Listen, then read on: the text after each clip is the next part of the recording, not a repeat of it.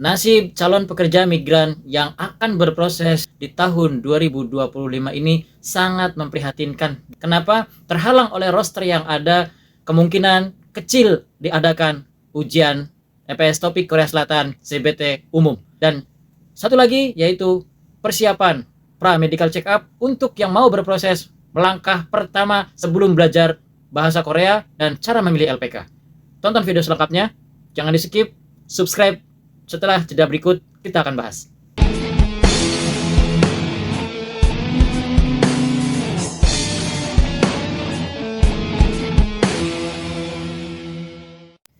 Assalamualaikum warahmatullahi wabarakatuh. Selamat datang kembali di Cari di Channel bersama saya Didi Dermayu.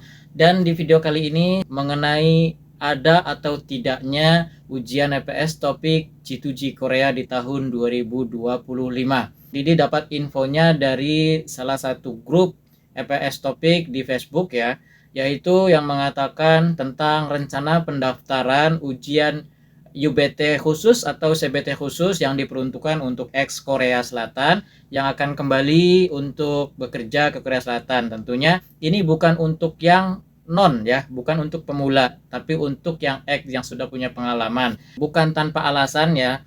Mungkin juga dari KP2MI melihat dan menimbang dari roster yang banyak dan menumpuk, kasihan gitu loh.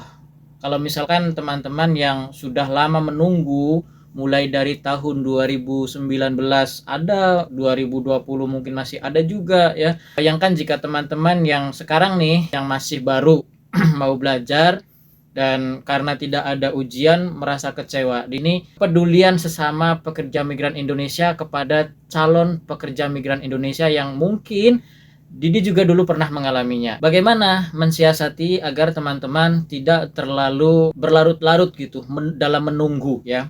Jadi teman-teman, ini adalah momen dimana untuk teman-teman menambah kualitas bahasa, menambah kosakata ya, karena kita sudah ketahui semuanya ada buku baru ataupun modul baru yang sudah diterbitkan oleh HRD Korea di akhir tahun 2024, kita sebut saja dengan modul textbook EPS topik 2024.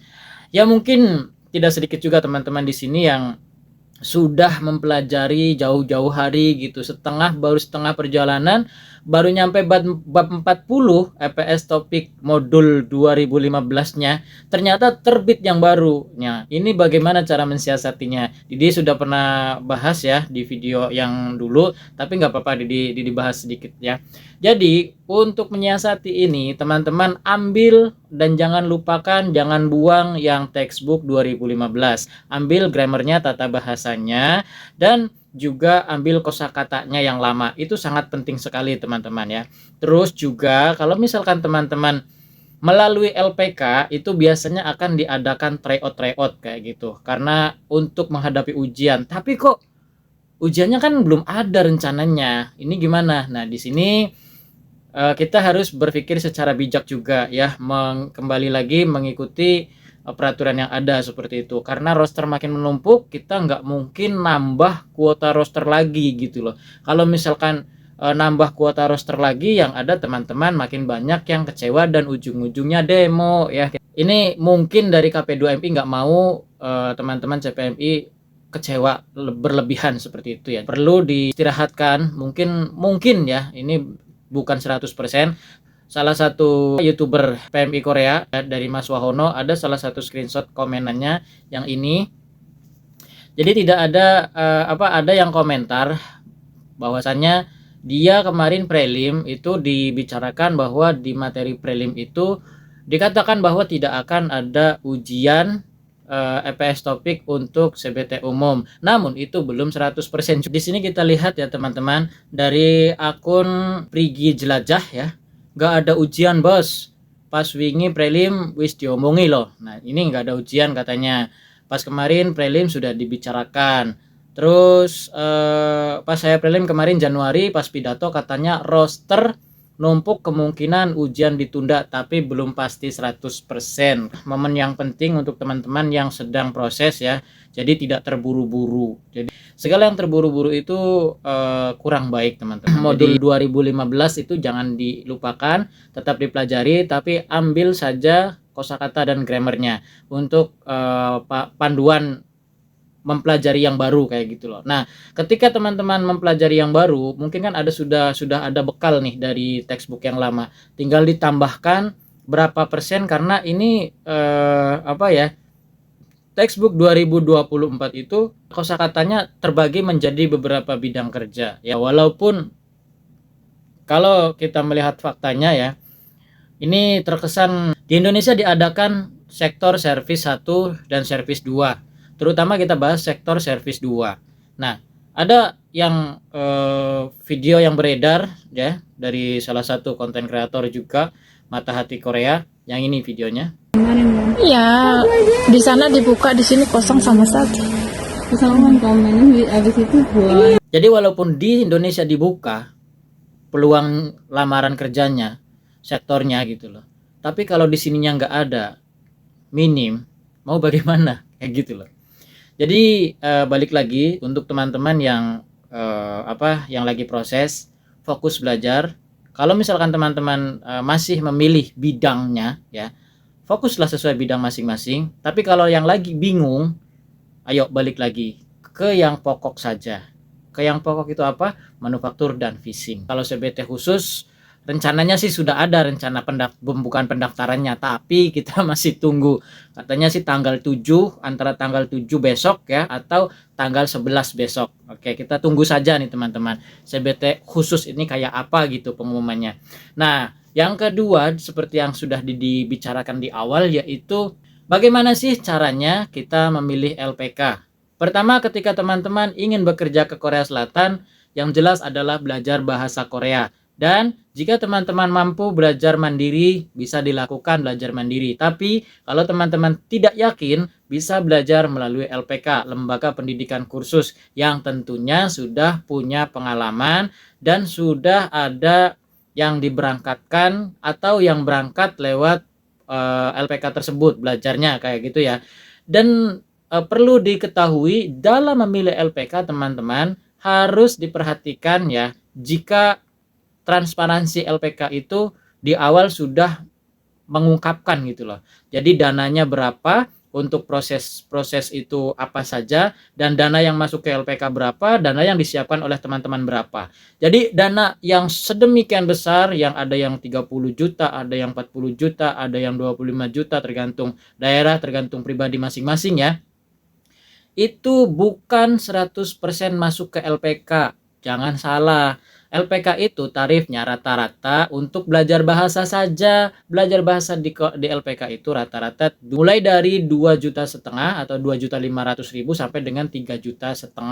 Ini mungkin ada benefit-benefit tertentu yang di situ setiap LPK punya peraturan dan kebijakan beda-beda teman-teman ya.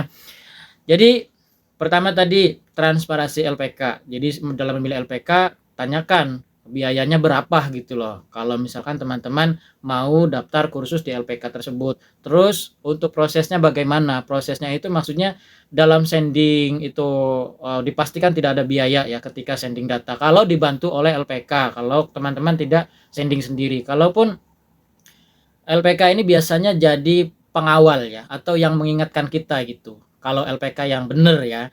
Jadi LPK itu tugasnya mengupgrade informasi dari KP2MI melalui websitenya gitu loh. Terus disebarkan ke anggota kursusnya gitu loh, kepada siswa kursusnya kayak gitu. Kalau misalkan ada pengumuman ini, kita harus siap-siap. Kalau ada pengumuman sending data, kita menyiapkan pemberkasan ini itu. Jadi LPK itu tugasnya itu gitu loh. Jadi bukan kalau sending ada dana sekian yang dimasukkan ke LPK, bukan. Jadi dipastikan itu LPK yang nakal ya. Pastikan teman-teman tidak termakan oleh LPK yang nakal ya, kayak gitu. Dan yang kedua perlu diperhatikan, teman-teman juga harus melakukan pra-medical check up sebelum proses belajar di LPK atau memutuskan untuk proses ya. Jadi ketika kita mau proses, mau memutuskan kerja di suatu negara ya, dalam hal ini Korea Selatan, itu jangan kita kayak beli kucing dalam karung gitu loh. Dan kucingnya itu siapa? Kita sendiri gitu loh. Kita nggak tahu kesehatan kita itu kayak gimana gitu loh. Nah makanya sebelum kita sebelum kita lanjut proses mengeluarkan biaya, kita cross check dulu kesehatan kita. Bisa saja kita ini terlihat sehat-sehat saja, tapi ketika diperiksa ada flek di paru-paru, ada penyakit kayak semacam HBsAg kayak gitu. Dan kalau misalkan HBsAg itu kalau dalam batas wajar masih diperkenankan ya, masih bisa fit to walk ataupun masih bisa lolos gitu loh. Tapi kalau misalkan sudah melebihi ambang batas normal, itu nanti akan dianggap unfit, bahkan tidak bisa ikut ikut proses. Walaupun teman-teman nanti lolos dengan diakal-akali ya di pra medical check up nih. Jadi untuk teman-teman yang punya saudara mungkin ada yang ngasih informasi saran kalau mau medical check up minum ini biar gak kedetek, jangan lakukan ya. Jujur saja sama pemeriksaan, dan itu hasilnya akan diterima dengan lapang dada oleh teman-teman semuanya, dengan kejujuran ya basically-nya gitu. Jangan ada yang ditutupi kayak gitu. Nah, jadi kalau misalkan teman-teman ditutupi, nanti bahayanya jika pada saat prelim medical check up di KP2MI terdetek, dan itu akan menyusahkan teman-teman meskipun ada banding, nanti akan menghalangi proses ya. Ya kalau bandingnya nanti bisa lolos, kalau misalkan enggak, nah di situ kita sudah keluar biaya ya. Jadi sebelum melangkah, cross check dulu untuk kondisi kondisi kesehatan kita kayak gitu loh. Jika teman-teman yang punya riwayat ya, atau pernah dulunya itu mempunyai riwayat penyakit seperti TB paru atau flek paru-paru atau HIV, terus sipilis, HBsAg, dan penyakit kronis lainnya yang itu itu terlampir di keterangan BP2MI dulu ya, sampai sekarang KP2MI. Nah, di situ teman-teman wajib untuk medical check up dulu, dipastikan bebas dari penyakit-penyakit yang menghalangi untuk berproses ke Korea Selatan.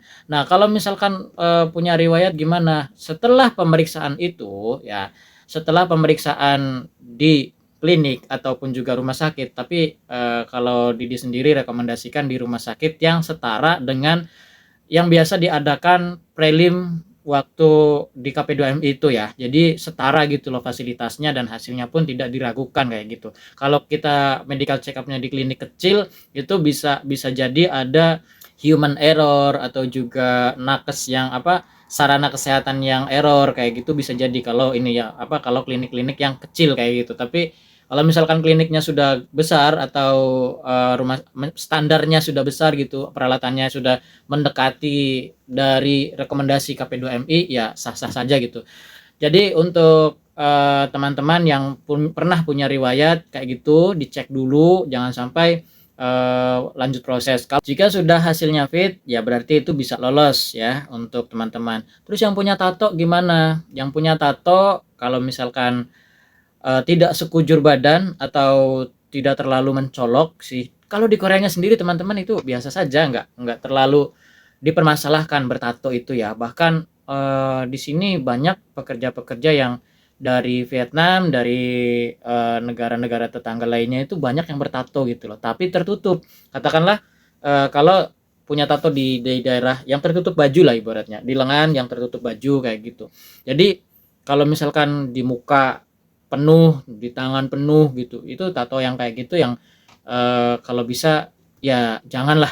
Jangan kayak gitu, karena di Indonesia itu image orang bertato itu kurang bagus ya, walaupun sekarang itu ya kita diberikan kebebasan gitu loh, ibaratnya kalau misalkan ini ada yang ya ada HAM gitu loh. Tapi balik lagi lah, namanya peraturan itu peraturan. Kalau misalkan tatonya nggak terlalu nggak terlalu gede, intinya tatonya tertutup baju kayak gitu ya. Jadi untuk teman-teman yang mau proses itu, yang bermasalah nanti itu di pemeriksaan di Indonesianya. Terus yang bertindik gimana? Yang bertindik itu nggak masalah selama tindikannya itu ya diambil gitu, kayak anting-antingnya atau perhiasan yang di telinganya itu diambil. Jadi kalau sekedar tindik nggak masalah sih. Bahkan ada loh yang teman Didi di sini yang mungkin dulunya anak gaul ya, di sini apa namanya dikasih bolong gitu loh. Jadi telinganya itu bukan cuma tindik, jadi dia bolong kayak gitu, kayak anak-anak pang zaman sekarang lah. Oke, jadi itu nggak terlalu bermasalah ya. Terus juga perlu diperhatikan kalau yang pernah memakai susuk ya, apalagi di daerah dada nih, biasanya pada saat pemeriksaan X-ray ronsen itu terdetek dan itu bisa mengakibatkan unfit ya.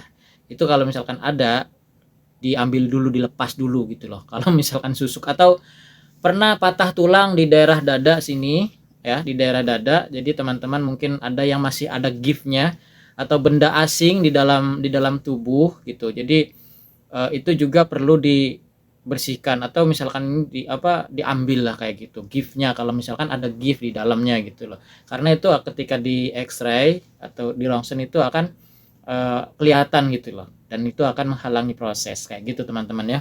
Semoga videonya berguna dan jangan menyerah walaupun tidak ada ujian, yang katanya tidak ada ujian di tahun 2025 untuk EPS topik G2G Korea CBT umum ataupun yang pemula. Anda masih punya kesempatan di tahun depan. Pelajari dan perdalam bahasa dan kosakatanya, serta pelajari juga adat dan budaya tinggal di Korea Selatan. Jangan sampai teman-teman salah dalam bergaul, salah dalam beretika dengan atasan, dengan bos, atau bahkan teman-teman melakukan sesuatu yang fatal karena ketidaktahuan dalam adat dan budaya tinggal di Korea Selatan. Masa depan adalah milik mereka yang percaya dengan impiannya. Jangan takut untuk mencoba, mari melangkah untuk menyongsong masa depan yang lebih sejahtera. PMI Korea bisa. Assalamualaikum warahmatullahi wabarakatuh.